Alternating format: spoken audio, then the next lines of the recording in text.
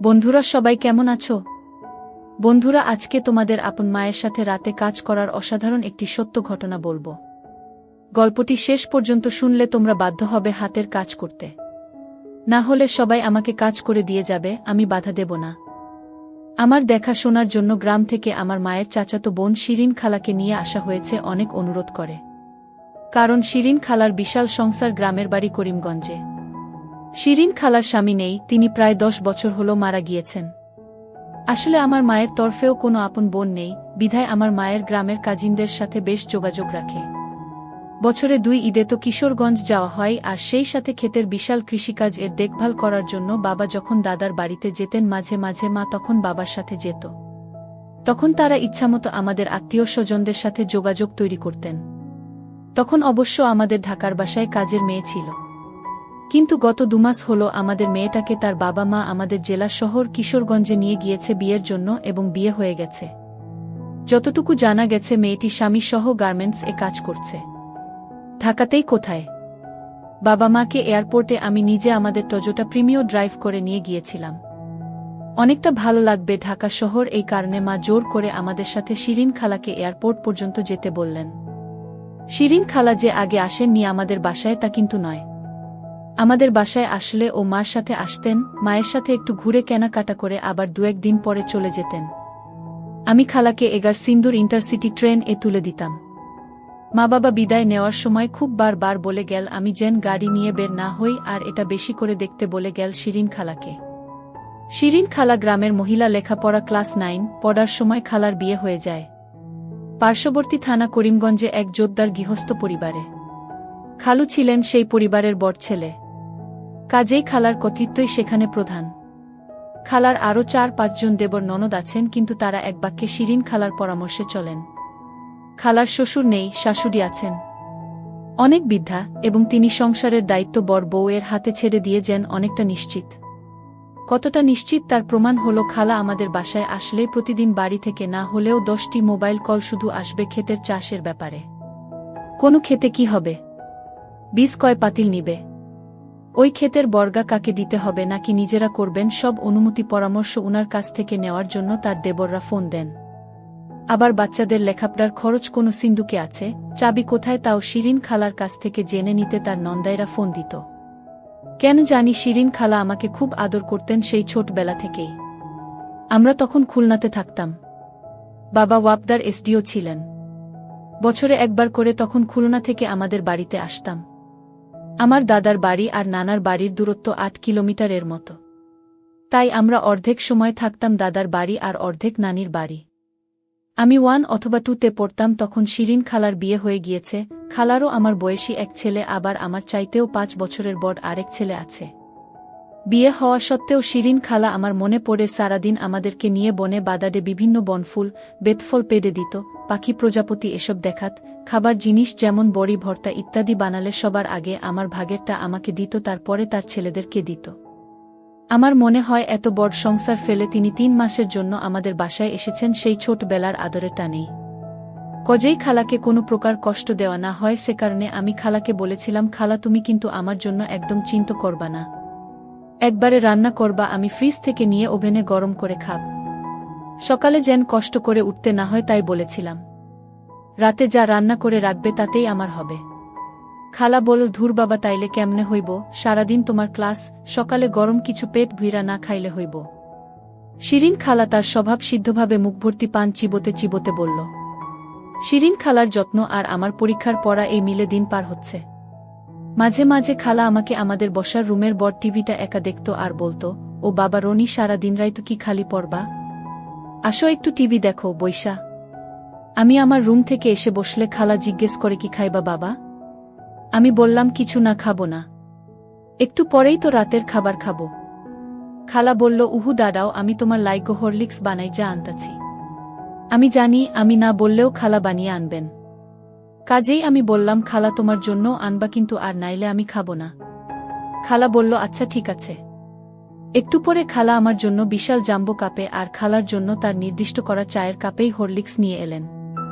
বড় সোফায় আমার পাশে বসে আমার মাথার চুলে হাত বুলিয়ে আমাকে হরলিক্সের কাপটা ধরিয়ে বললেন, খাও বাবা। যে পরিশ্রম এই পড়াশোনার মধ্যে বুঝলা বাবা, বিয়া করা বেড়াই নেরও অত পরিশ্রম হয় না। বিয়া করা বেটাদের পরিশ্রম হয় মানে? আমি অবাক হয়ে জিজ্ঞেস করলাম। হেগো পরিশ্রম হয় না মানে? একে তো বাইরে করে পরিশ্রম পয়সা কামানোর লাইগা আর ভিতরে করে পরিশ্রম বউয়ের লাইগা। আমি আবার একটু অবাক হলাম বউয়ের জন্য মানে? খালা এবার দেহ কাঁপিয়ে খিলখিল করে হেসে বললিসিরে এক্কবারে যেমন কিচ্ছু বুঝনা, জুজান পুরুষমাইজা এক হইলে কি করে? এক্কেরে ঘাম ছুঁইটটা যায়। এবার আমি বুঝতে পারলাম খালা আসলে নারী পুরুষের খেলার কথাই বলছে। আসলে এ ব্যাপারে বরাবরই আমার অজ্ঞতা ছিল, এর কারণ আমি কখনো কোএডুকেশন এ পড়িনি। যে কারণে সব সময় ছেলে বন্ধুদের সাথে থাকার কারণে মেয়েদেরকে নিয়ে বা মেয়েলি ব্যাপার নিয়ে কথাবার্তা কমই হতো। কিন্তু আমার প্রশ্ন, ঘাম ছুটবে কেন? আবার আমার মনে হল ছুটারই কথা। একবার বন্ধুদের সাথে আলাপে আলাপে আমার এক বন্ধু শিখিয়েছিল কিভাবে হাতের কাজ করতে হয়। একবার হাতের কাজ করেছিলাম কিন্তু কিছু বের হয়নি। পরে হাতে অলিভ অয়েল নিয়ে চেষ্টা করেছিলাম, তাতেও কিছু হয়নি, তখন বিরক্ত হয়ে বাদ দিয়েছিলাম। এরপরে আর একাজ করার চেষ্টা করিনি। আর সেখান থেকে ধারণা হয়েছে হয়তো এটা খুব পরিশ্রমের কাজ। এখন খালার কথা শুনে মনে হচ্ছে হ্যাঁ, এরকম হতেও পারে। খালার কথা শুনে আমার ভেতরে একটা শিহরণ এর মতো তৈরি হলো। সেই সাথে আমার ট্রাউজারের ভিতর বেশ শক্ত হয়ে গেল। আমি হরলিক্স এর বোতলে একবার খাচ্ছি, আবার খালার দিকে তাকাচ্ছি। একবার দেখলাম আমার খালার চোখ আমার ট্রাউজারের দিকে। আমি দ্রুত এক পায়ের উপর আরেক পা তুলে তা ঢাকতে চেষ্টা করলাম, কিন্তু যা দেখার তা শিরিন খালা দেখে ফেলেছে। তার মুখে একটা মুচকি হাসি দেখতে পারলাম। রাতে খেতে বসে খালাকে একটু অন্য নজরে দেখলাম। শিরিন খালার উচ্চতা হবে 5 ফুট 3 ইঞ্চির মত। বয়স অনুমান 38 থেকে 40-এর ভেতর হবে। একটু মোটা ধাঁচের গ্রামের মহিলারা সাধারণত যে রকম হয়। দারুণ ফর্সা শিরিন খালা। ঢাকাতে এই কয়েকদিন থাকার কারণেই কিনা আরও ফর্সা লাগছে। মাথার চুল কোমর পর্যন্ত পড়ে। চুলগুলো আধাভাঙ্গা কোকড়া। আর বাদ বাকিগুলো দেখলে ভিতরে একটা শিহরণ খেলে যায়। আসলে খালাকে আমি এর আগে এভাবে কখনো দেখিনি। পরের দিন শুক্রবার। আমার কলেজ বন্ধ। তাই অনেকটা রিল্যাক্স হয়ে বাসায় নাস্তা খেয়ে পড়ছিলাম। 12টার দিকে খালা হাঁক দিলেন, রনি বাবা গোসল করবা না? শুক্রবার তো জুম্মার নামাজ পড়ন লাগব। আমি অনিচ্ছা সত্ত্বেও বারান্দায় গিয়ে গায়ে টি শার্টটি খুলে একটু রোদ মাখানোর জন্য দাঁড়ালাম। পিছনে দেখলাম শিরিন খালাও আসছে আমার এই কয়দিনের ব্যবহার করা প্যান্ট শার্ট ধুয়ে তারে টাঙ্গিয়ে দেওয়ার জন্য। আসলে শিরিন খালা এসেছে পরে, এই প্রথম শুক্রবার হওয়াতে আমরা সারাদিন একসাথে। এর আগে সেই ভোরবেলায় আমি উঠে 8টার আগে ক্লাসে যেতে হবে, তাই খুব সকালে গোসল সেরে ফেলতাম। আমি যখন তারে আমার টি শার্ট ঝুলিয়ে রাখছিলাম, আমার খালা ততক্ষণে পাশে এসে তারে অন্য কাপড় রাখার সময় আমার বগলে দেখে বললেন, এইগুলা কি ধানক্ষেত বানাইছ নাকি? কাটানা কেন? মুসলমান মানেই দায়মি সুন্নত পালন করা লাগে, এইটা জানো? আমি একটু লজ্জা পেলাম আর বললাম, পরীক্ষার পড়া তো খালার সময় পাই না। খালা চলে গেলেন। প্রায় 15 মিনিট পরে আমারে ডাক দিলে, রনি বাথরুমে আসো। আমি গেলাম, দেখি খালার সরার নাম নাই। কাপড় ধুতে ধুতে খালার নিচের শাড়ি পায়ের সাথে ভিজে লেপ্টে আছে। আমি যেতেই আমাকে বল, হাত তুল। আমি হাত তুলতেই দেখি খালা শিয়াল কোটের ছোট কাচি, সম্ভবত বাবার সেভিং কিটস থেকে আনা, বগলের চুল ছাড়তে শুরু করে দিয়েছেন। আমাকে বললেন, নইডেনা, এইগুলা শেভ কইরো না কোনো সময়, কেঞ্চি দিয়া ছাইটটা রাখবা। শেভ করলে চুলকাইব। আর এত গন্ধ করে কেন? বলেই খালা তার নাক একদম আমার ডান বগলে দিল। আমি শিরশিরের কারণে হেসে ফেললাম। এবার আমার বাম বগল ধরল। আমি বললাম, খালা তুমিও কি এরকম ছাটো? আমার কথা বাদ দেও, আমি বুইডা বেডি, আমার আর বিয়াশাদি হইব না। কিন্তু তোমরা জোয়ান পোলা, তোমরা থাকবা পরিষ্কার পরিচ্ছন্ন। খালার মুখ থেকে খুব সুন্দর একটা জর্দা মিশ্রিত পানের গন্ধ পাচ্ছি, এটা আমার কাছে খারাপ লাগে না। খালা কি বলো? তুমি এখনো কত সুন্দর। তুমি যদি সালোয়ার কামিজ পর না, যে কেউ তোমাকে দেখলে 25 বছরের মেয়ে বলবে। খালা বলল, হইছে থাক, আর খালারে পটাইতে হইব না। বগল সাফ করা হলে খালা আমাকে গোসল করে নিতে বলল। আমি গোসল সেরে নামাজের জন্য মসজিদের দিকে পা বাড়ালাম। নামাজ শেষে এসে দেখি খালা তখনও কাপড় ধুচ্ছে, ব্লাকুসটা খুলে পাশে রাখা। আমি খালার বাম পাশ দাঁড়ানো, খালার সব দেখলাম। মনে মনে বললাম, যদি একটু হাতের নাগালে পেতাম। আমি মুগ্ধ হয়ে দেখছিলাম। খালা বল, কি ভাত খাইবা অহন? আমার এইরকম হা হয়ে তাকে দেখতে থাকা নজর এড়াল না খালার। আমাকে বলল, কি দেখতাছ এমন কইরা, মনে হয় আমারে গিল্লা খাইবা? আমি লজ্জা পেয়ে গেলাম, দ্রুত বললাম না না খালা, একটা জিনিস আমার মাথায় আইছে। কি তোমার মাথায় আইলো রনি বাবা? আমার মতো বুড়িরে নিয়া? এখন বলবো না খালা, খাওয়ার সময় বলবো। আচ্ছা তাইলে একটু দাঁড়াও বাবা, আমি গোসলটা ঝটপট সাইরা লই। শিরিন খালা গোসলের পর মাথায় একটা গামছা বেঁধে বেরিয়ে এসেছেন। শাড়ি পরেছেন একটা নরমাল প্রিন্টের, শাড়িটাতে নীল আর ডিপ সবুজের জংলি প্রিন্ট। শিরিন খালাকে দারুণ লাগছে, অনেকটা এক দুজেকে লিয়ে ও বিখ্যাত কুলিছবির নায়িকা রতি অগ্নিহোত্রীর মতো। মনে হয় গ্রামের সব মহিলারাই একই রকম হয়। খালা ডাইনিং টেবিল এর দিকে মুখ করে দরজার দিকে গিয়ে গামছাটা খুলে দুহাত পিছনে নিয়ে গামছাটাকে লাঠির মতো সোজা করে পিছনের চুলে বাড়ি দিয়ে পানি ছড়াতে লাগল। আর সে কি দুলুনি! খালা গামছাটা বারান্দায় তারের উপর দিয়ে চুল খোপা করে ডাইনিং এর কাছে আসতেই আমি বললাম, খালা মুখে কিছু মাখলা না? আমি এইতান কিছু মুখে দিই না। আমি উঠে গিয়ে আমার রুমের থেকে নিভিয়া মিল্কটা নিয়ে এসে খালার হাতে একটু দিলাম, কি এইগুলা মুখে দাও, এইটা শীত গরম সব সময় দেওয়া যায়। খালা তার হাতের টুকু তার মুখে মাখতে লাগল। খালার থেকে আমাদের বাথরুমে রাখা কেমি সাবানের সুন্দর একটা হালকা ঘ্রাণ আসতে লাগল। আমি আমার হাতের নিভিয়া টুকু নিয়ে দ্বিধা করছিলাম কি করব। সাহস করে খালার ঘাড়ে দিয়ে দিলাম। দেখলাম খালা একটু কেঁপে উঠল, কিন্তু কিছুই বলেন না, যেন অন্যরকম একটা আবেশী মজার মধ্যে ছিলেন। আমি আরও কিছু পাওয়ার আশায় বললাম, কমরে দিব? খালা বলল, না লাগতো না, দেখ মুনে খালার যত্ন কতদিন থাকে। খালার রান্না অপূর্ব, সময়তে আমার মায়ের চেয়েও অনেক ভালো।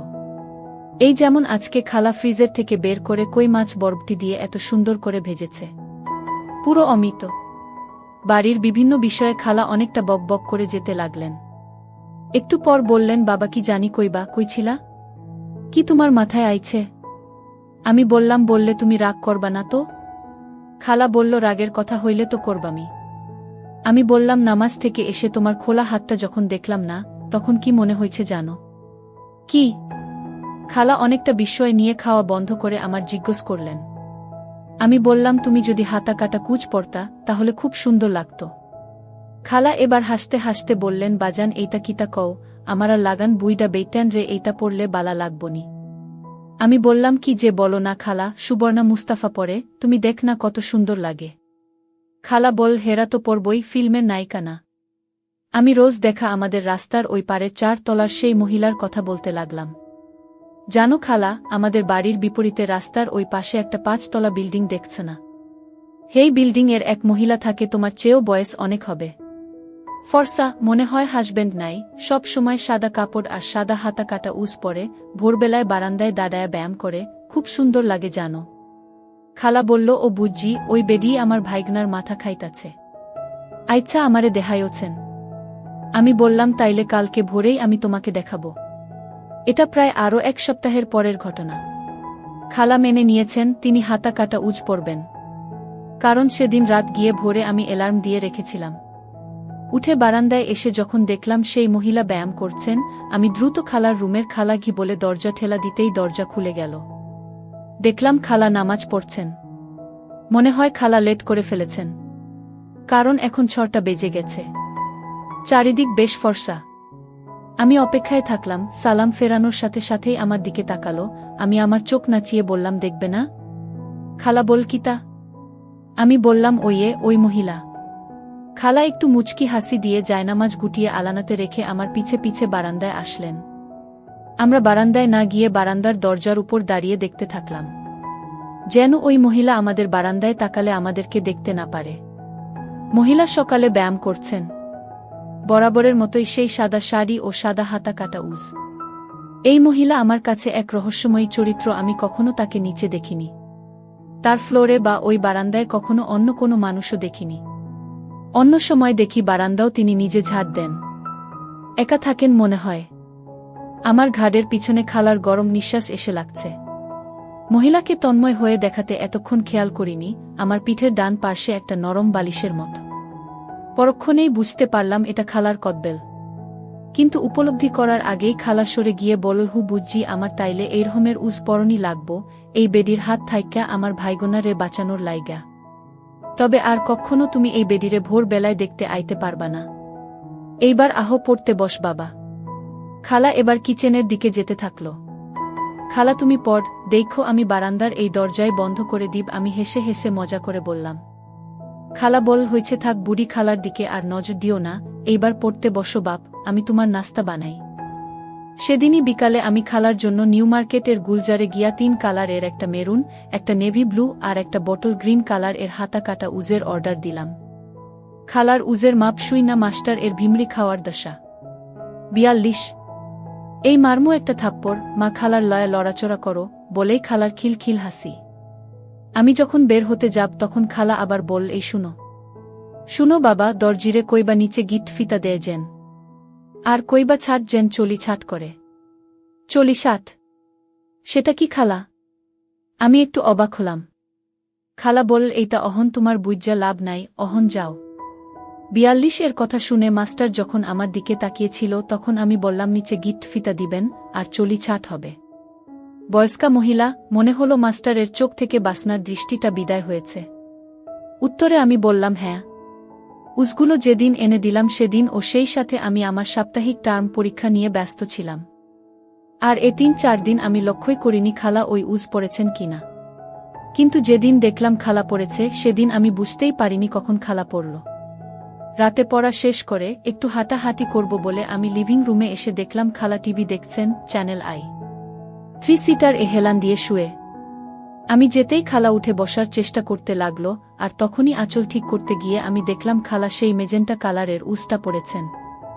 আমার কাছে মনে হলো একরাশ খয়েরি গাঁদা ফুলের মধ্য থেকে খালার হাতটা বেরিয়ে এসেছে। কারণ খালার শাড়িটা ছিল হালকা লাল ও খয়েরি কালারের কম্বিনেশন ছাপ, দেশি সুতি শাড়ি।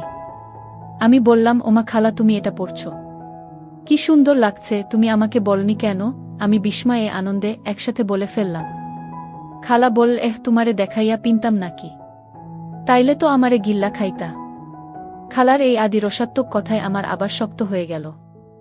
আমি ও সাহস করে বলে ফেললাম, ইচ্ছা খেতে হবে না খালা, আপাতত আমারে অর্ধভোজ করতে দাও। খালা বল, মানে? খালার চোখে বিস্ময়। আমারে তোমার হাতে আমার ঠোঁট, নাক, গাল ছোঁয়াইতে দেও, কারণ কথায় আছে কি ঘ্রাণে অধভোজ। বলতে বলতে আমি সোফার পিছন থেকে সামনে এসে একবারে খালার ঊর্ধ্ববাহু 2 হাতে ধরে খালার পাশে বসে গেলাম। আকস্মিক সংঘর্ষ হল।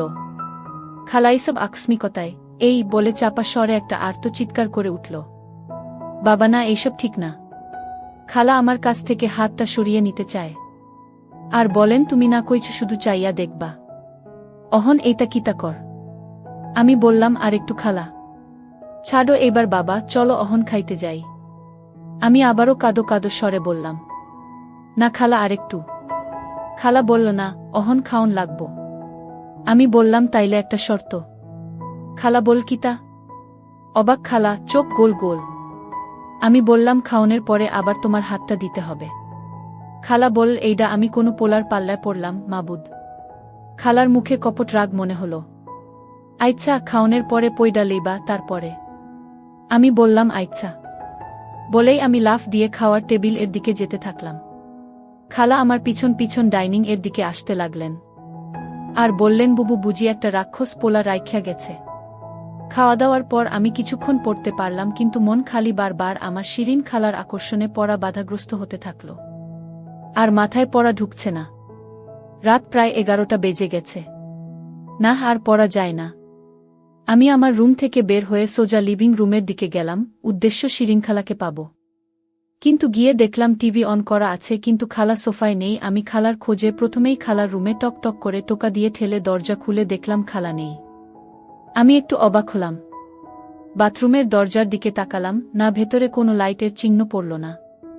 আমি বারান্দার দিকে পা বাড়ালাম, তখনই পেলাম খালা বারান্দা থেকে সব ধোয়া কাপড় চোপড় হাতে করে নিয়ে দরজা লাগিয়ে দিয়ে কাপড়গুলো সোফার উপরে রেখে আমাদের জানালাগুলোর পর্দা টেনে দিতে লাগলেন। আমাদের লিভিং রুমটা আর ডাইনিং রুম এর পর্দা টেনে দিলেন, কারণ এই দুটি রুমের জানালা দিয়ে ভেতরের অংশ দেখা যায় পাশের বাড়িগুলো হতে, তাই বাতাসে মাঝে মাঝে পর্দা যেন সরে যেতে না পারে, সে কারণে খালা একেবারেই জানালার স্লাইডিং গ্লাস টেনে দিয়ে লক করে দিলেন। খালার উপরের অংশ শাড়ি দিয়ে নিখুঁতভাবে ঢাকা। বাইরের বিল্ডিং হতে কেউ দেখলে বুঝতেই পারবে না খালা ভেতরে হাতা কাটা উজ পড়ে আছে। ফিরে এসে সোফার উপরে রাখা কাপড়গুলো নিয়ে গিয়ে আমারটা আমার রুমের আলনাতে রাখতে লাগলেন। আমি মন্ত্রমুগ্ধের মতো খালার পিছে পিছে গিয়ে আমি আমার রুমের দরজার চৌকাঠে হেলান দিয়ে দাঁড়ালাম। খালা তুমি এনটিভিতে হাউসফুল নাটকটা দেখছ? খালা বল রেদওয়ান রনির আর ফাহমির না? আমি বললাম হ্যাঁ। আমি একটু অবাকই হলাম, খালা ডিরেক্টর এর নাম ও জানে? আমি বললাম খুব মজা না? খালা বল ভালাই তো লাগে। খালা আমার জিন্সের প্যান্টটা সোজা করতে গিয়ে উপরে তুলে শূন্যে একটা বাড়ি দিতেই আঁচল পড়ে গেল। সাথে সাথে আমার ভিতরে শিউরে উঠল। পরে সেই থেকেই খালা পান চিবিয়ে যাচ্ছে। খালা এবার তার নিজের রুমে, আমাদের গেস্ট রুম, এলেন। ছোট্ট আলনাটাতে খালার ধোয়া কাপড়গুলো রাখছেন।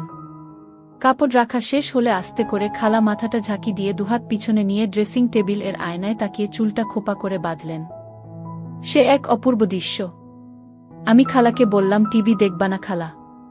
খালা বল না রে বাবা, শরীরটা বড় অবশ অবশ লাগতাছে। আমি বললাম তাইলে শুয়ে শুয়ে দেখো। খালা বল কের লাগিন রে বাপ? আমি একটু সাহস করে আবার বেহাজা নির্লজ্জের মতন বললাম, কেন তুমিই না বলছো খাওয়া ও পড়ার পরে একটু দিবা? খালা বল কিতা? আমি বললাম তোমার হাতটা। খালা বলল ও মারে দেখছো, যে মরে যারে লিজা আর লাইলা মরে কুইতরি রে লিজা ঘো অহনো আমার বাজানে আমার হাতের প্রেম ভুলতো পারতাছে না। আবার খালা একটা সুন্দর হাসি দিল। আমি সাহস করে দরজা থেকে খালার রুমের মাঝে এসে খালাকে হাত ধরে আমি আমার রুমে নিয়ে আসার জন্য টানতে থাকলাম। বললাম চলো তুমি আমার রুমে আমার খাটে শুয়ে শুয়ে টিভি দেখবে। খালা আমার হাত থেকে তার হাত ছুটিয়ে নিতে নিতে বলল রাহো রাহো বাবা, একটু পান জর্দা মুখে দিয়া লই। খালা দেখলাম পুরনো পানের দলাটা মুখ থেকে ফেলে দিয়ে নতুন একটা পান তার পানের বাটা থেকে নিয়ে সাথে কয়েকটা কৌটা থেকে হরেক পদের জর্দা মুখে পুরে বললেন তুমি আগাও, আমি আইতাছি। খালা আমার পাছে পাছে আমার রুমের দিকে আসতে সময় ফিক করে হেসে বললেন এক্কেরে তো শিয়ালের খোপে মুরগিরে পুইরা দিলা। আমার রুমের কম্পিউটারের সাথে এক্সটার্নাল টিভি কার্ড লাগানো আছে। বাবাকে বলে গত ফিফা বিশ্বকাপ খেলার সময় নিয়েছিলাম। মাঝে মাঝে ডিস্কভারি নয়তো নেটজিও দেখি, আর মিডিল ইস্টের খবর আমাকে খুব বেশি টানে। খালা খাটে বসতেই আমি একটা বালিশ খালার দিকে দিয়ে বললাম খালা তুমি শুয়ে পড়, আরাম করে টিভি দেখ। কোন চ্যানেল দেখবা? খালা বলল আমার কোন পছন্দ নাই বাজান। তাইলে আমি ডিস্কভারিটা দিলাম। খালা বলল আচ্ছা দেও। আমিও খাটের উপর উঠে খালার পিঠের পিছনে গিয়ে দুইটা বালিশ দিলাম আমার মাথার তলায়, যেন খালার মাথার উপর ছাড়িয়েও আমি টিভির দিকে চোখ রাখতে পারি। টিভিতে হাতির জীবন চরিত্রের উপর একটা ডকুমেন্টারি দেখাচ্ছিল। আমি বললাম হাতি কিভাবে যোগাযোগ করে যান? খালা বলল কেমনে? হাঁটার সময়ে পায়ের তলার নিচে যে শব্দ ও কম্পন হয় তার মাধ্যমে। খালা বলল ওমা তাই নাকি? আরেকটা জিনিস আছে খালা জানো? খালা বলল না কইলে কেমনে জানতাম। অন্যান্য চার পেয়ে প্রাণীর যেমন মিল্ক থাকে পিছনে, হাতির কিন্তু সামনে থাকে। ঠিক তখনই টিভিতে দেখা গেল একটা ছোট হাতির বাচ্চা খাওয়ার চেষ্টা করছে। আমার হাতটা তখন খালার পিঠে এনে দিলাম। খালা একটু নড়ে উঠলেন। খালা বল এই পিঠে হাত দেও কেন? তুমি না কইছো শুধু হাত ধরবা। বারে তাই বলে আমি তোমার পিঠে হাতও দিতে পারবো না নাকি? আমার কেমন জানি একটা জেদ চেপে গেল। আর খালার খোপা করা চুল হতে একটা সুন্দর সুগন্ধ, সেই সাথে তার মুখ থেকে দারুণ একটা জর্দার সুবাস। হঠাৎ ঝাড়া দিয়ে উঠল আমার চোখের দিকে তাকাল। খালার শ্বাস-প্রশ্বাস দ্রুত। আমাকে যেন আক্রমণাত্মক কিছু বলতে না পারে তাই আমি সাথে সাথে বললাম খালা তোমার মুখের পানের গন্ধটা খুব সুন্দর, আমারে একটু দিবা? হা করো, জিহবার উপরে রাখবাম, কিন্তু হাত দিয়া নেওন যাইত না।